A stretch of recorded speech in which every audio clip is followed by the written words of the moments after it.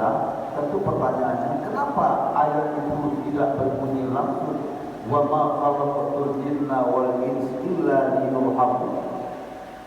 Rupanya para ulama sepakat Allah menciptakan manusia itu untuk beribadah, wa ma khalaqatul jinna illa liya'budun, wa ma khalaqatul jinna wal insa illa liya'budun. Itu karena ibadah itu adalah satu-satunya jalan untuk bisa mendapatkan rahmat Allah. Nah itu makanya kita diciptakan oleh Allah itu untuk mengabdi, untuk menyembah. Karena pengabdian itulah, ibadah itulah satu-satunya jalan untuk kita mendapatkan rahmat Allah Subhanahu wa taala. Jadi ini satu jawaban dari Allah Subhanahu wa taala mengapa Allah ciptakan manusia itu untuk mengabdi kepada Allah, untuk beribadah kepada Allah, karena beribadah itu adalah salah satu atau satu-satunya cara bagi Allah untuk mendapatkan rahmat dari kita. Oleh karena itu, ibu dan bapak sekalian, kita harus maksimal untuk menggunakan tubuh kita ini beribadah kepada Allah Subhanahu wa taala. Harus maksimal kita gunakan. Nah, maksimalnya beribadah itu dapat kita lakukan dengan cara melihat apa yang kita lihat. Waktu beribadah. Contoh, bulan Ramadan adalah bulan yang penuh berkah, rahmat dan maghfirah. Orang-orang yang beribadah di bulan Ramadan itu pahalanya dilipat gandakan oleh Allah Subhanahu wa taala. Maka orang-orang yang beribadah kepada Allah di bulan Ramadan itu, dia mengupayakan secara maksimal waktunya dihabiskan di bulan Ramadan itu untuk baca Al-Quran, untuk beribadah sebanyak-banyaknya. Seperti kita lakukan selama ini, ya. Barangkali itu salah satu imbas efek positif dari puasa yang kita lakukan di bulan Ramadan itu, menambah ibadah kita berupa sholat sunat. Itu jemaah awal itu kan sama dengan Pak subuh di bulan Ramadan, di subuh di luar bulan Ramadan, kan sama saja ini Pak. Kan itu jemaahnya, ya kan sama. Nah oleh karena itu orang yang beribadah itu semestinya dia cerdas dalam beribadah. Jadi tidak hanya semangatnya beribadah, tapi dia juga harus cerdas beribadah. Bagaimana orang cerdas beribadah? Dia bisa menggunakan waktu yang sedikit, tetapi nilai kebaikan yang dia dapatkan banyak. Waktu sedikit, tapi nilai yang dia dapatkan banyak. Itulah contoh di bulan Ramadan itu. Karena waktu bulan Ramadan itu terbatas, maka kita maksimalkan beribadah di bulan Ramadan. Supaya apa? Supaya imbalan pahala yang dia dapatkan bisa dibayar. Yang kedua, orang yang cerdas beribadah itu juga memiliki tempat. Sholat awal di rumah mulia, sholat di masjid mulia. Tetapi mana yang lebih banyak nilai pahala yang didapatkan, sholat di masjid dengan sholat di rumah? Sholat di masjid. Sholat berjamaah di rumah mulia, sholat berjamaah di masjid mulia. Maka orang yang cerdas beribadah itu, dia lebih memilih sholat berjamaah di masjid karena ibarat pahalanya lebih banyak dari yang dilakukan di rumah. Sholat di Masjid Al-Muqarrabin, sholat berjamaah di Masjid Al-Muqarrabin adalah mulia. Pahalanya lebih banyak dari sholat berjamaah di rumah, apalagi sholat secara sendiri. Tetapi sholat di Masjidil Haram lebih mulia dari sholat di masjid Al-Mukarrabin. Kenapa? Karena balasan yang akan didapatkan itu lebih banyak di Masjidil Haram daripada di Masjid Al-Mukarrabin. Jadi itu orang cerdas. Sholat di rumah mulia, tapi lebih mulia sholat di masjid. Sholat berjamaah di rumah mulia, tapi lebih mulia sholat jamaah di masjid. Sholat jamaah di Masjid Al-Mukarrabin mulia, tapi lebih mulia sholat berjamaah di Masjidil Haram. Nah, orang yang cerdas dia memilih tempat beribadah yang nilai pahalanya lebih banyak.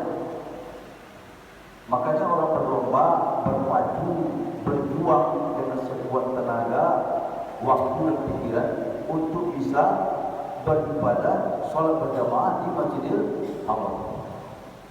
Ibu dan bapak sekalian, maka sholat di Masjidil Haram itu nilainya lebih mulia karena jamaah yang hadir sholat berjamaah itu banyak. Jadi kualitas sholat berjamaah itu sangat ditentukan juga oleh jumlah orang yang berjamaah.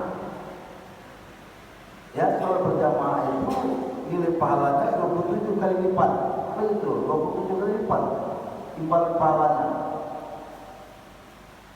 Tetapi sholat di Masjidil Haram beribu-ribu kali lipat dari 27 kali lipat tadi itu. Itulah makanya di situ lebih mulia. Kenapa? Jumlah orang yang sholat di sana jauh lebih banyak. Jadi kalau ingin mendapatkan nilai pahala sholat berjamaah itu lebih banyak lagi, maka ramaikan masjid. Sudah otomatis.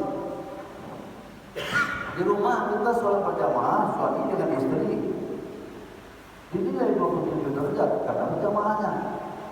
Tapi apabila yang berjamaah di situ bisa lebih dari suami dan istrinya, ikut anak-anaknya, ikut mertuanya, ikut menantunya, maka nilainya lebih tinggi lagi.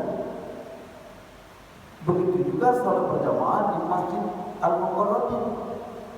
Nilai pahala berjamaah dengan jumlah jamaah yang lebih banyak pasti lebih tinggi daripada berjamaah dalam jumlah jamaah yang sedikit. Nah, inilah orang yang cerdas itu, dia memilih waktu beribadah yang lebih mulia dan tempat beribadah yang lebih mulia.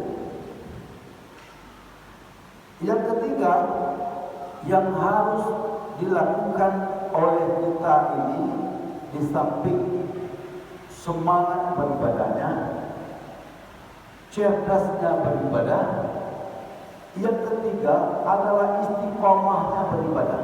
Ibu bapak sekalian, membaca Quran itu baik pada baik, tapi yang sulit itu adalah istiqomah membaca Quran.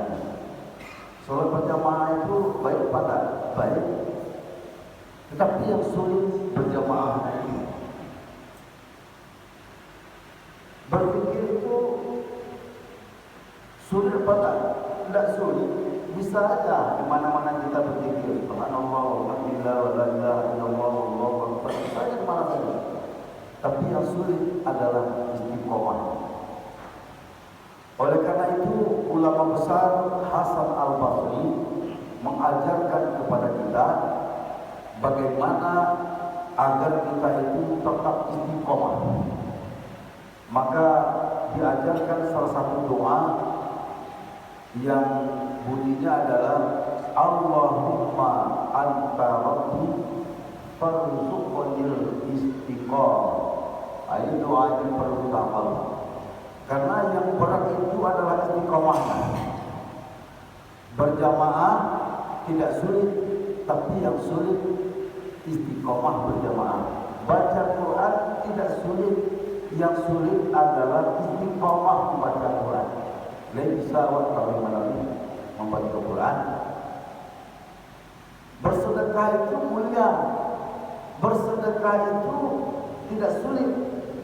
Yang sulit adalah istiqomah dalam bersedekah. Ketika pinti banyak orang bersedekah, maka tidak sulit. Tapi bisakah ketika kita tidak punya uang sebanyak dulu masih tetap bersedekah seperti sekarang? Ini pertanyaan. Itulah yang istiqomah. Ternyata Allah itu sangat suka kepada ibadah yang dilakukan secara istiqomah, secara terus berkelanjutan. Makanya Allah tidak lihat ibadah bersedekah itu, tidak melihat dari jumlah sedekah yang kita berikan, tetapi dilihat daripada rutinitas kita bersedekah. Rutinitasnya dilihat oleh Allah Subhanahu wa taala. Jadi walaupun tiap pagi kita cuma sedekah 2.000, 5.000, 10.000, yang sulit itu menjaga rutinitasnya itu. Maka ada orang ibu dan bapak sekalian, bersedekah itu hanya ketika momennya saja. Ketika orang ramai, dia bersedekah. Supaya apa? Supaya dilihat oleh orang lain bahwa dia itu adalah orang yang gemar bersedekah. Tapi apakah rutinitasnya dijaga? Ini yang jadi masalah. Istiqomah. Makanya Hasan Al-Basri itu mengajarkan doanya agar kita bisa istiqomah terus.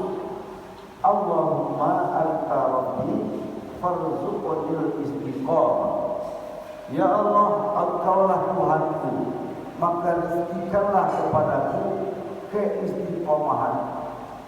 Jadi kalau itu untuk menjadi istiqomah juga harus berdoa kepada Allah, juga harus usaha dan juga harus berjuang. Tidak bisa kalau tanpa usaha, tanpa berjuang kita akan istiqomah sulit. Ya, Ibu dan Bapak sekalian, sekarang beribadah dengan bersedekah seperti itu. Ibadah bersedekah dalam ayat yang kita baca pada surat Ali Imran tadi, bersedekah secara diam-diam. Alladzina yunfiquna fis-sarra'i wad-dharra wal kadhimina al-ghayz wal 'afina 'anil nas wallahu yuhibbul muhsinin. Bersedekah secara diam-diam atau secara terang-terangan. Bersedekah diam-diam bagus. Bersedekah terang-terangan bagus. Ada orang yang sengaja bersedekah hanya dengan menyebut hamba Allah. Ada orang yang menyebut sebulan 5 juta rupiah. Itu sama aja Pak. Yang tidak boleh adalah meskipun dia sebutkan hamba Allah 5 juta. Orang tak tahu maksud dia bersembunyi-sembunyi bersedekah. Tetapi ketika pengurus menyampaikan daftar nama-nama orang yang bersedekah pada hari ini atau pada pekan ini, dia sebut hamba Allah 5 juta rupiah. Maka orang yang dimaksud dengan hamba Allah tadi lalu mencolek teman di sebelahnya. Itu boleh. Dia diam-diam bersedekah hamba Allah. Tetapi ketika diumumkan hamba Allah 5 juta, itu boleh. Ketika ambo yang disambutnya adalah untuk menyombongkan diri, maka sedekahnya itu seperti ada debu di atas batu licin. Ya, ada debu di atas batu licin, lalu datang hujan, maka debu itu pasti terbuang habis. Ya kan? Seperti itulah yang padahal maksudnya baik. Hamba Allah berarti dia sedekah secara diam. Tapi ketika telah diumumkan, dia memberitahu teman di sebelahnya bahwa itulah yang dia. Nah, artinya apa? Meskipun diam-diam, ternyata dia tidak bersedekah secara ikhlas. Atau sebaliknya, bersedekah secara diam-diam itu bisa menimbulkan